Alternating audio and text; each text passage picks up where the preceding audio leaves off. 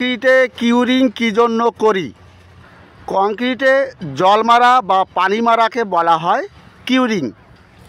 অনেক ইঞ্জিনিয়াররা এ কোশ্চেনের অ্যান্সার করতে পারে না। যারা পারে না তাদের জন্য এটি কিন্তু আবার ইন্টারভিউ কমন কোশ্চেন।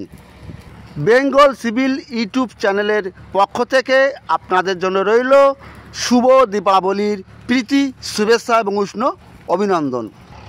যদি ভিডিওটি আপনার কাজে লাগে তবেই আপনি সাপোর্ট করবেন। শুরু থেকে শেষ পর্যন্ত দেখুন, অবশ্যই সম্পূর্ণ নলেজ পেয়ে যাবেন। এ কংক্রিট যখন তৈরি হয় এর সেটিং টাইম আছে। একটা হচ্ছে ইনিশিয়াল সেটিং টাইম আর একটা ফাইনাল সেটিং টাইম। আপনার ইনিশিয়াল সেটিং টাইম হচ্ছে 30 minute, final setting time 10 hours, 10 ঘন্টা। কংক্রিট করার পরে নেক্সট ডেতে আমরা কিউরিং করি বা পানি মারি। কংক্রিট যখন প্ল্যান্টে তৈরি করা হয় তখন অ্যাডমিক্সার, সিমেন্ট এবং জল মেশানোর পরে অটোমেটিক হিট তৈরি হয়। আপনারা দেখে থাকবেন এ কলম কংক্রিট হয়েছিল। কংক্রিটের পরবর্তী দিন ডিশাটারিং করার পরে দেখবেন এই কলমে হিট তৈরি হয়েছে। এই হিট ঠান্ডা করার জন্য কিউরিং করতে হয়।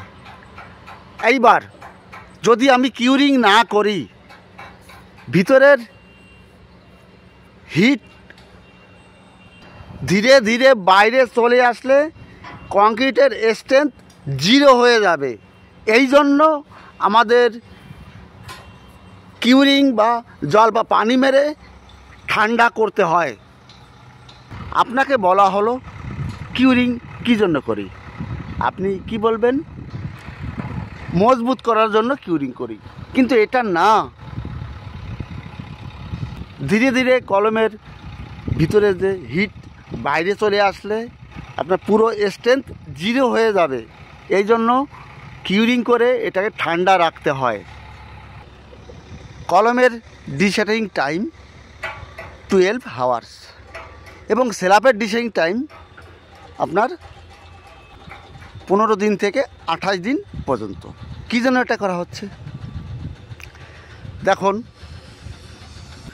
কংক্রিটের কিউব ভরতে হয়। কিউব একটা টেস্ট হয় 7 দিনে, আর একটা টেস্ট হয় 28 ডেজ, 28 দিনে। আপনার 7 দিনে কিউব টেস্টে যদি পাস হয়ে যায় তাহলে আপনি 15 দিনে 14 দিনে ডিশাটারিং করতে পারবেন স্ল্যাব। এইবার যদি পাস না হয় আপনাকে 28 দিন পর্যন্ত স্ল্যাব ডিশাটারিং করতে পারবেন না এবং কিউরিং কন্টিনিউ করতে হবে।